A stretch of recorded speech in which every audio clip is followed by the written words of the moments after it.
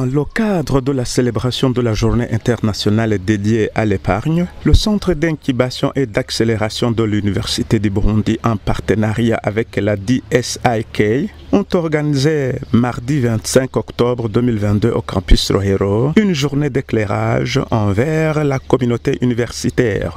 Le thème choisi était « Éclairer la communauté universitaire sur les voies et moyens d'accès aux sources de financement des projets d'entrepreneuriat ». Dans son discours, le directeur pays de la DSIK a rappelé l'utilité de l'épargne et les grandes raisons de célébrer cette journée d'épargne au sein de la communauté estudiantine.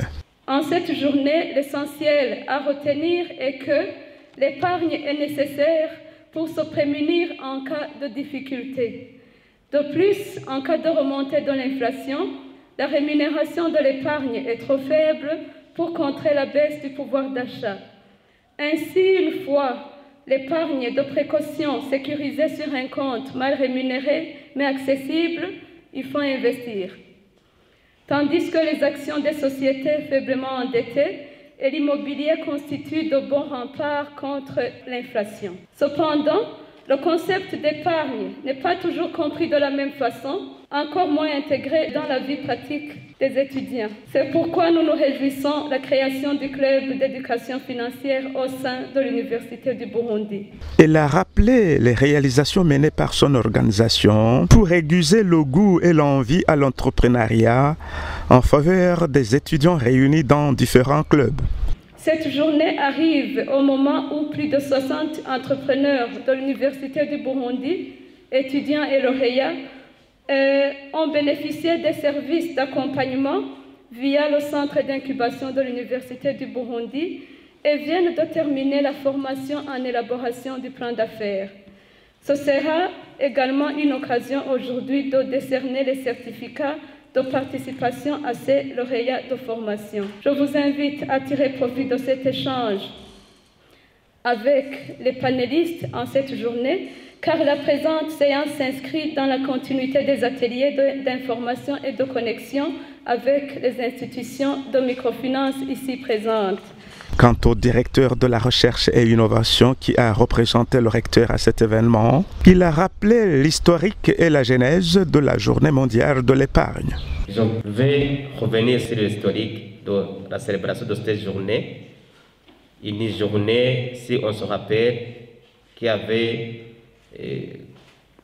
commencé, si on peut dire ainsi, qui remonte des années 1924. Donc le 31 octobre 1924, et parle essentiellement de tout ce qui a rapport avec l'épargne. On peut retenir l'épargne qui est nécessaire pour se prémunir en cas de difficulté, en cas de remontée de l'inflation, la rémunération de l'épargne qui est trop faible pour contrer la baisse du pouvoir d'achat. Une fois l'épargne de précaution sécurisée sur un compte mal rémunéré mais accessible, il faut donc investir, ce qui fait que les actions de société faiblement endettées et l'immobilier constituent de bons remparts contre l'inflation. Cependant, l'épargne n'est que l'un des moyens pour réaliser des projets d'investissement pour les lauréats de l'Université du Burundi. Nous pensons que les nombreuses sources potentielles de financement et l'accès restent limités pour nos jeunes malgré plusieurs efforts déployés par le gouvernement du Burundi. Ainsi, l'Université du Burundi, à travers le SINAIB, compte apporter sa pierre à l'édifice en organisant cette journée d'éclairage et de réseautage à l'intention de la communauté universitaire. Le résultat attendu est que la communauté universitaire soit connectée aux institutions financières et éclairée sur les voies et moyens d'accès aux sources de financement des projets entrepreneuriaux et d'investissement. Pour y arriver, nous avons jugé bon d'organiser deux panels autour d'un thème suivant.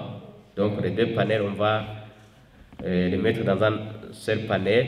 Nature de projets d'investissement pour les jeunes et l'accès aux sources de financement.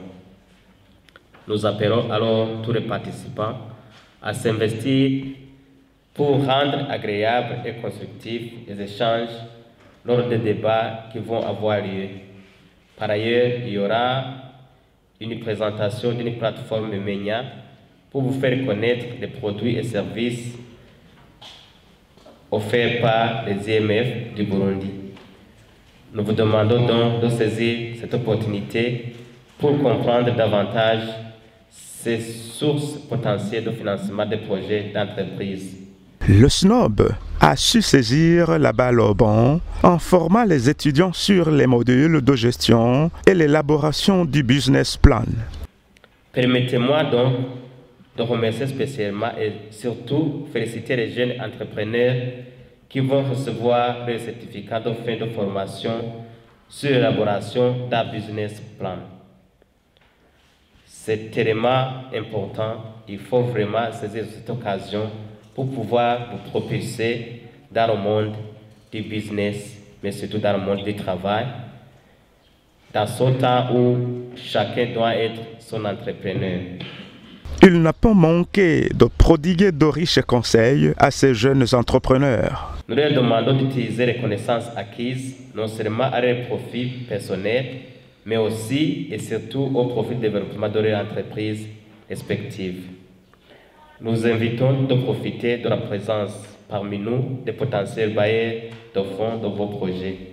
Veuillez saisir cette opportunité pour créer vos propres réseaux à travers les contacts que vous allez nouer pendant cette journée. C'est le principal résultat attendu de cette belle journée. Nous souhaitons terminer ces propos sans remercier les autorités de l'Université du Burundi qui ont compris que l'investissement dans la promotion de l'entrepreneuriat des jeunes pouvait constituer une autre forme de service rendu à la communauté. Nous espérons que cet élan va se poursuivre pour la transformation effective de l'Université du Burundi à une université entrepreneuriale.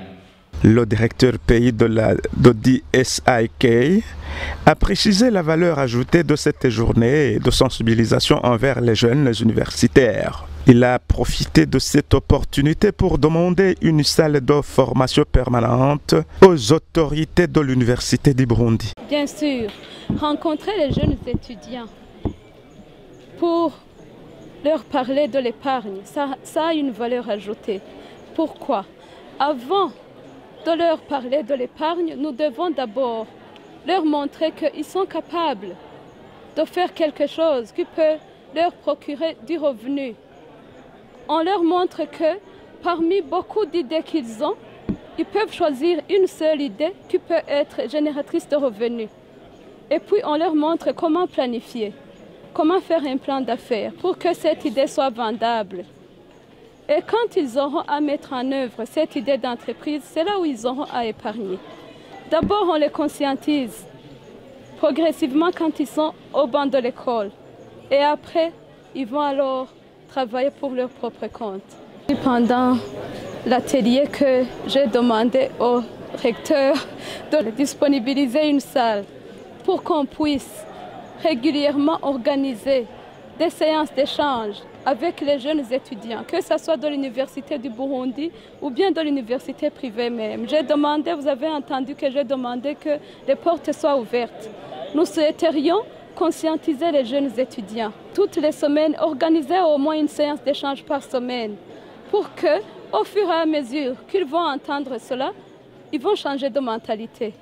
Et ils vont pouvoir être conscients qu'ils sont capables de faire quelque chose, ils sont capables d'entreprendre, ils sont capables de créer des emplois. C'est ça que nous allons faire.